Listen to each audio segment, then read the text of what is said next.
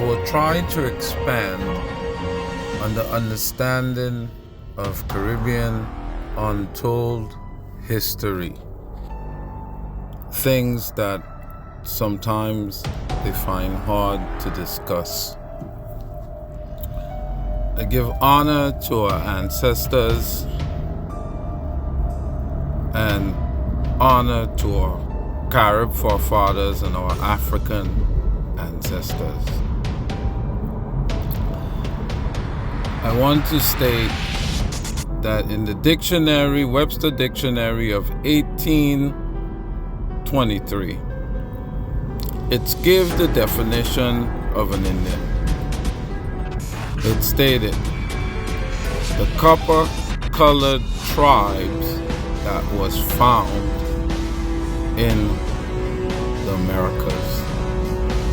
Now, I will state that again, the copper-colored tribes that was found in the Americas. Now, the Americas from furthest north from Alaska to the furthest south, which would be South America. This is encompassing the Caribbean, or the West, known as the West Indies. In the West Indies was one of the first places that the European landed and made first contact with people on the other side.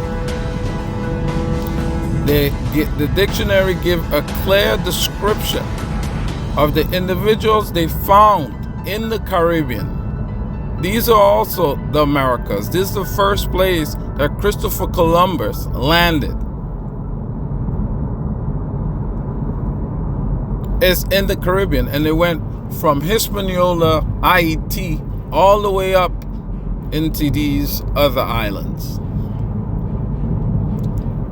So as clear as day, I want to make a clear distinction of the indigenous groups that they found in the West Indies was copper-colored. Copper-colored Indians. I am not talking about your red Indians, the red man that they found, the Perry Indians in North Dakota or these places. I am talking about West Indians, the Caribbean, the Taino, the Locono, the Kalinago. These individuals that I'm talking about. And on that voyage, when the Europeans had intervened themselves and started to colonize these islands, they started off with the Arawak tribes, or the islands that was inhabited by Arawak tribes and the Taino and the Locono tribes. First, these people was more peaceful people, giving people, loving and caring people, sharing. Unlike their cousins, we were talking about the Caibs and the Kalinago, the Negre Mawon. These guys I'm talking about. These were your warlike tribes. So the Caribbean was divided into two different tribes of people. They had more than two tribes, but saying that there was two main tribes, which was the Arawaks or Tainos and the Kalinagos, the Caribs. And then in each of those tribes you can break down, you will have different clans. Even in those tribes you'll have other tribes, and then still break down into other clans.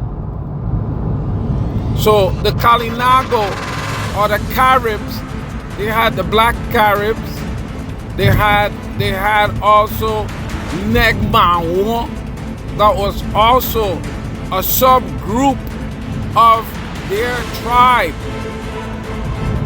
That was a clan.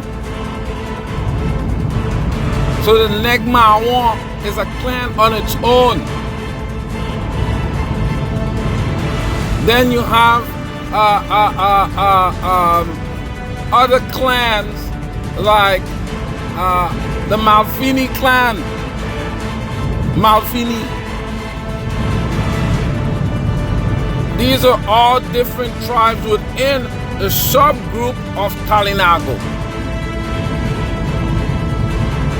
So you have your yellow mainland Carib that migrated into these areas, and they also mated with the Aborigines that was on these islands already, even though themselves became native, bonded together and created so-called different Amerindians, copper-colored tribes. So we had all shades of colors in the Caribbean. This was the first melting pot. Before 1492, before Christopher Columbus came, we had about 3 different Negroid tribes or groups coming in to the West Indies. You had your Olmecs, your Mayans. You also had the Moors that was coming in. You had from the coast of Mali, before the ascension of Mansa Musa, his brother who was on the throne, sent 200 ships filled with men, gold, silver, and animals, crops. And after that, one ship came back and they sent another 200 more ships out into the Americas. So you can see we had, and we're talking about BC, before 1492. You check? So it's just to show where the different types of tribes. So your aggressive tribes that they ran across to was your Carib, Kalinago, Negre Mawon. The Maroons in Jamaica give them hell too, but that was another subgroup of Tainos. That was another subgroup that was intermixing with the Tainos in Jamaica. You see what I'm saying? That was under Queen Nancy. You know, we had them all over. So these were the aggressive, that's what they were considered as cannibals, because they didn't play with the Europeans at all.